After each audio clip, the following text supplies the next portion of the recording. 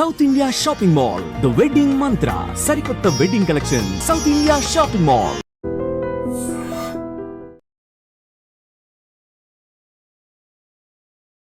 నమస్కారం, welcome to I dream. ధర్మ మార్గం విత్ విజిత కార్యక్రమానికి స్వాగతం.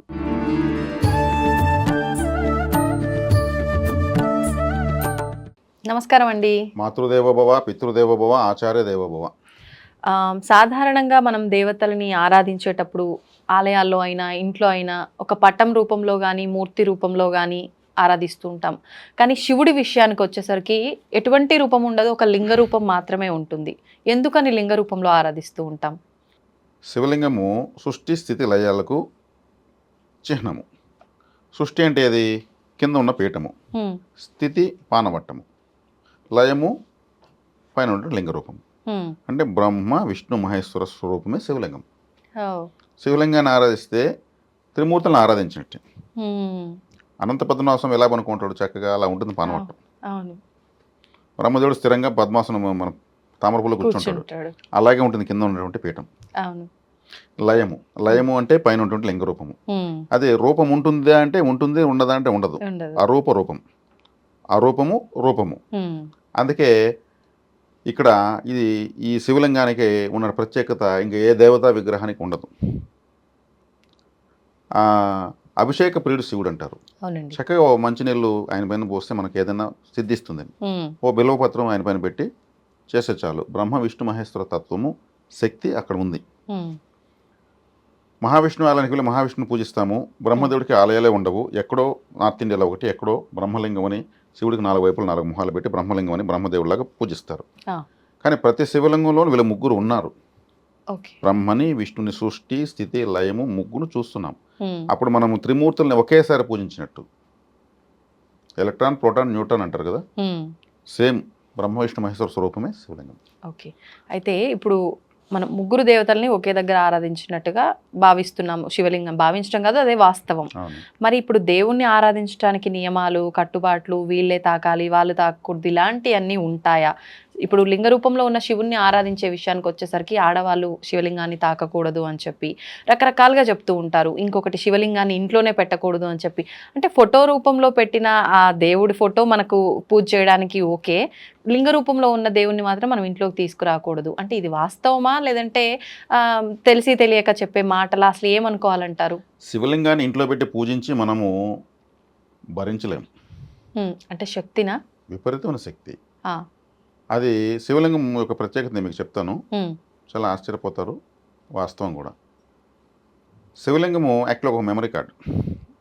దాన్ని పెట్టి మనం పోయేసి కష్టాలన్నీ చెప్పామనుకో, మెమరీ కార్డ్ మొత్తం రిసీవ్ చేసుకుంటుంది, దానికి వడ్డేసి మళ్ళీ కష్టాలే రిలీజ్ చేస్తుంది. ఎందుకంటే అట్లా మనం చెప్పిందే కదా ముందర, ఓహో ఇతను కష్టాలు ఎక్కువ కావాలని అడుగుతున్నాడు, అదే ఇద్దామని ఇస్తుంది. ఉన్నాయని చెప్తున్నాం కానీ కావాలని అడగట్లేదు, తీర్చమని చెప్తున్నాం. కష్టం కష్టం కష్టం అంటున్నాం, ఓ నేడుస్తున్నాం అంటే ఇతనికి ఏడవడం అంటే ఇష్టం అనేసి ఇంకా ఎక్కువ ఏడ్చేటికి మళ్ళీ వస్తుంది ఎనర్జీ. అప్పుడు ఏం చేయాలి? మొత్తం శుభాలే చెప్పాలి. సమస్త శుభాలు జరగాలి స్వామి, సమస్త శుభాలు ప్రసాదించు స్వామి, సమస్త శుభాలు అనుగ్రహించు స్వామి అంటే ఓ సమస్త శుభాలు కావాలన్నా సరే తీసుకొని సమస్త శుభాలే ఇస్తుంది. ఇది సైంటిఫిక్గా కూడా ప్రూవ్ అయింది. దీనికి ఎగ్జాంపుల్ లైవ్ రిపోర్టు మార్కండేయుడు. నేను మరణించను నేను మరణించను నేను మరణించను అని శివలింగాన్ని పట్టుకునేసాడు ఆయన గట్టిగా. అవును, అదే చెప్పాడు, వేరే ఏం చెప్పలేదు. కానీ ఆయన ఎంత తీవ్రమైనటువంటి భయము, ఉద్విగ్నత, ఆతృత, ప్రాణభయంతో, శివుడిపైన నమ్మకంతో ఆ శివలింగాన్ని ఆయన జీవితంలో వాళ్ళ అమ్మ వాళ్ళ నాన్న కూడా చిన్నప్పుడు అలా హగ్ చేసుకోవడము. యమధర్మరాజు వేస్తే శివలింగంతో తగులుకునేది, ఈయనకి యమధర్మరాజు టైం టు టైం తీసుకెళ్ళాలి, లాగుతా ఉంటే శివలింగంతో పోతా ఉంది. అప్పుడు ఏమైంది శివుడికి, నా మెడకేస్తావు నువ్వు, ఆయన పైకి లేసాడు. ఆయన ఒక తండ్రి ఎడం కాలుతో, నువ్వు ఇప్పుడు ఎంత వయసు అంతే వయసుతో శాశ్వతంగా ఉంటావు అని చిరంజీవికి ఆశీర్వదించేసాడు. ఆయన ఏమడిగాడు, నాకు మరణమే లేదని. శివలింగం ఏమిస్తుంది చెప్పాను, ఏమడితే అది ఇస్తుంది చెప్పాను కదా, అదే ఇచ్చేసింది. మార్కండేయుడే మనకు. ఆయన విజయ గర్వంతో కైలాసానికి వెళ్ళండి, ఇది కామెడీగా చెప్తారు. పార్వతి హారతి ఎత్తుకొచ్చిందంట. ఈయన విజయ గర్వంతో నేను యమధర్మరాజు ఒక తండ్రి నిర్వహింది. ఎందుకండి అంత గర్వపడిందండి, ఈరోజు యమధర్మ, అది నా కాళ్ళు నీ కాళ్ళు కదా నేను అంటే మామ భాగం పార్వతీదేవిది, నా కాళ్ళతో నువ్వు దన్నేసి నువ్వేదో సాధించుంటున్నావు అని. ఇది కామెడీగా చెప్తారు. అంటే శివలింగము మనం ఆరాధిస్తే ఇవ్వనదంటూ లేదు. కాబట్టి ఇంట్లో శివలింగాన్ని పెట్టి నానా కష్టాలు చెప్తా ఉంటే అది అదే లోడ్ కష్టాలతో లోడ్ అయిపోయి ఆ శివలింగం నుంచి కష్టాలే బయట వస్తుంటాయి. శివలింగాన్ని ఇంట్లో పెట్టి కొంతమంది ఇప్పుడు ఏరా అంటే సులభంగా ఏది మాట్లాడడానికి రిస్ట్రిక్షన్ లేవని ఏదంటే అది మాట్లాడుతుంటారు.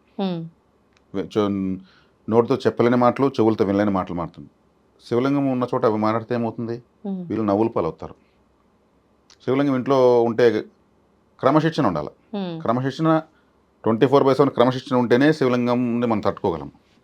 Okay okay. అక్కడ బాత్రూమ్ ఉండడము, అక్కడ అరవడము, ఆడ బట్టలు మార్చుకోవడము, ఆడ కాళ్ళ మీద కాళ్ళు వేసుకోవడము, అక్కడ ఇంకేదో మాంసం వండి తినడము, చికెన్ వండామండి ఆ తలపేసే కొంచెంసేపు అంటే ఆ తలపేసేస్తే సరిపోయింది, అది కేవలంగా ఆ తలపడి మూసే అదంతా బ్రహ్మ విష్ణు మహేశ్వర స్వరూపాన్ని ఇంట్లో పెట్టి ఇటువంటివి ఎంత చేస్తుంటే ఎంత ఇదిగా ఉంటుంది ఆలోచించుకుంటే. కరెక్ట్. ఒక ఎమ్మెల్యే వస్తున్నాడంటే ఒక చిన్న గ్రామంలో సున్నం పోస్తారు రోడ్డు వైపు, అంతా క్లీన్ చేస్తారు చెట్లు మొత్తం, అందరూ అటెన్షన్లో ఉంటారు, అధికారులు అటెన్షన్లోకి వస్తారు, ఎమ్మెల్యే వస్తున్నాడు ఇట్లా అనుకుంటారు. మరి బ్రహ్మ విష్ణు మహేశ్వరులు ఇంట్లో ఉంటే ఇంకెట్టుండాలి? అంటే మీరు చెప్పింది ఒక రకంగా వాస్తవమే, కానీ నాకు ఇంకొకటి అడగాలనిపిస్తుంది. అక్కడ వాళ్ళు ఉన్నారు కాబట్టి మనం ఇవన్నీ చేస్తే ఎలా, వాళ్ళకి రెస్పెక్ట్ ఇవ్వట్లేదు, వాళ్ళు ఆగ్రహిస్తారు, అసలు వాళ్ళు లేనిది ఎక్కడండి? అది ఓకే, మీరు చెప్పేది ఈశ్వర సర్వభూతానం. ఇప్పుడు క్షేత్ర మహత్యం ఒకటి ఉంటుంది, కాశీ క్షేత్రము, క్షేత్ర మహత్యం. అవును. మరి శివుడు ఇక్కడ కూడా ఉన్నాడు కదా, మళ్ళీ అక్కడ దాకా ఎందుకు పోవాలి? నిగ్రహం లేనివాడు విగ్రహం దగ్గరికి వెళ్తాడు, నిగ్రహం ఉన్నవాడు తాను ఎక్కడున్నా భగవంతుడు చూడగలుగుతాడు. ఆ స్థాయిని సాధన ద్వారా సాధించుంటాడు ఇతను. భక్త రామదాసుకి రాముడే పోయి డబ్బులు కట్టాడు మన చరిత్ర ఉంది. మరి మిగిలిన వాళ్ళకి ఎందుకు పోలేదు? రాముడు భజన ఎంతమంది చేయలేదు, ఎందుకు రప్పించుకోలేకపోయారు? ఆ నిగ్రహాన్ని అసలు సాధించాడు. ఓకే. మరి అందరికీ అది సాధ్యమైతే మీరు అనేది సరిపోతుంది. అది సాధ్యం కానప్పుడు క్షేత్ర మహత్యం. ఇప్పుడు గోశాల ఉంటుంది, గోశాల దగ్గర అత్యద్భుతమైన శక్తి ఉంటుంది. అక్కడ ఒక్కసారి మంత్రం చెప్తే 100 సార్లు చెప్పిన ఫలితం వస్తుంది. గోశాలలో మంత్రోపదేశం తీసుకుంటారు, గోశాలలో అక్షరాభ్యాసం చేసుకోవచ్చు, గోశాలలో సాధన చేసుకోవచ్చు. గోవు ముక్కోటి దేవతల నిలయం. అవును. మరి ఆ గోశాల ఉందంటే అదొక క్షేత్రమే లెక్క, ధర్మదేవత క్షేత్రం అది. కాబట్టి ఆ యొక్క స్థాన బలం అందుకు. కాబట్టి మనం ఇంట్లో పెట్టుకొని అపరిశుభ్రంగా అపరిపక్వమైన మాటలతో స్వార్థాలతో, మనిషి స్వార్థపరుడు, నరజాతి సమస్తం పరపీడన పరాయణం. మరి ఇంత అద్భుతమైనటువంటి దేవతాశక్తి యొక్క స్వరూపాన్ని ఇక్కడ పెట్టుకొని ఉండడం వల్ల అది మెమరీ కార్డ్ అని చెప్పాను. మనం ఏం చెప్పినా లాగేస్తూ ఉంటుంది అది. ఒకప్పుడు పోయి అలా భరించలేకుండా శివలింగాలను నీళ్ళలో వదిలేసేవాళ్ళు. ఈ మధ్యకాలంలో చాలా చోట్ల చాలా మంది శివలింగాలు దొరుకుతాయి. అలా ఎప్పుడో పూర్వీకులు వదిలేసిన లింగాలు భరించలేక పూజలు చేయలేక, గంగాదేవులు ఎందుకు వదలాలంటే ఆమె ఒక దేవత, దేవతను దేవతలో ఐక్యం చేస్తున్నారు, వదిలేస్తారు, అప్పుడు దోషం లేదు. ఎక్కడో రోడ్లో పారేసేదానికన్నా దేవతలు విఘ్నేశ్వరుని వాళ్ళ తల్లి అయినటువంటి తల్లితో సమానం గంగాదేవులు వెళ్తారు. శరణవరాత్రులప్పుడు కూడా కాళికాదేవిని కూడా గంగలోనే వెళ్తారు. ఆమె స్వీకరించిందంటూ లేదు. గంగాదేవి మనిషి చనిపోతే అస్థికులు గంగలోనే వెళ్తారు. చనిపోయేటప్పుడు ఆ నోట్లో నీళ్ళు పోసే వాళ్ళు లేకుండా చచ్చారంటారు. ఆ నీళ్ళు పోసినా కూడా బతికేదేమీ లేదు, కానీ చల్లగా ప్రాణం పోతుంది. గంగాదేవితో స్టార్ట్ అయిన జీవితం గంగాదేవితో ముగుస్తుంది. ఆమె గొప్ప దేవత. అందుకు శివలింగాలు అలా వదిలేసేవాళ్ళు. మాకు అక్కడ లోటుతో ఉంటే శివలింగం దొరికింది వచ్చి భూమిలో పూడిపోయేవి. అప్పట్లో వాళ్ళు భరించలేకుండా ఆశపడి ఇండ్లలో పెట్టుకుని లేదా ఇంకేదో చేసి గంగాదేవిలో వెళ్తే ప్రశాంతం అయిపోతుంది, మనకు పైన దేవతాగ్రహం రాదు. ఇప్పుడు ఇంట్లో పెట్టుకుంటే మనం ఆ శక్తిని భరించలేమని చెప్తున్నారు, కానీ ఇంట్లో ఉండటం వల్ల మనం నిత్యము అభిషేకము, నైవేద్యము ఇవన్నీ చేయలేము. కాబట్టి అంటే ఒక అతిథిని మనం ఇంట్లో పిలిస్తేనే మర్యాద చేయకపోతే బాగోదు, అలాంటిది భగవంతుడికి లోటు చేస్తే మంచిది కాదు అని చెప్పి మనం పెట్టుకోకూడదు అంటారు కదా, దీన్ని ఎలా తీసుకోవచ్చు అంటారు? కరెక్టే అది. ఇవన్నీ నేను చెప్పిన మెమరీ కార్డ్ అని మీకు చెప్పాను, ఇప్పుడు ఉన్నటువంటి భాషలో అది స్వీకరించేస్తుంది. మంచిని చెడ్డంతా లాగేస్తూ ఉంటుంది. అప్పుడు మనం ఎక్కువగా చెడ్డనే, ఎక్కువ బాధని, దుఃఖాన్ని, ద్వేషాన్ని రిలీజ్ చేస్తుంటే ఏమవుతుంది, అదే మళ్ళీ అదేం చేస్తుంది, తిరిగి అదే విడుదల చేస్తుంది. ఎవరైనా శివలింగాన్ని పాదరసలింగము, స్ఫటికలింగము, పంచలోహలింగము అనేసి మేము 10 సంవత్సరాలు పూజించాము, ఎవరికైనా దానం వేయాలని నేను అంటూ ఉంటే తెలియని వాళ్ళు తీసుకున్నారంటే వాళ్ళు దాన్ని భరించలేక మనకి ఇచ్చేస్తున్నారు. ఈ శివలింగం తెచ్చి మనకు కొద్ది రోజులు బాగుంది, తర్వాత మొత్తం జాతర అయిపోయింది, దీన్ని ఎవరికైనా ఇచ్చేద్దాం ఇస్తారు. వాళ్ళు అట్లే దాన్ని నెగిటివ్ నుంచి వీళ్ళు తెచ్చుకున్నట్లు. అభిషేక ప్రియుడైనా అవును. ప్రతిరోజు ఆయన అభిషేకం చేయాలి.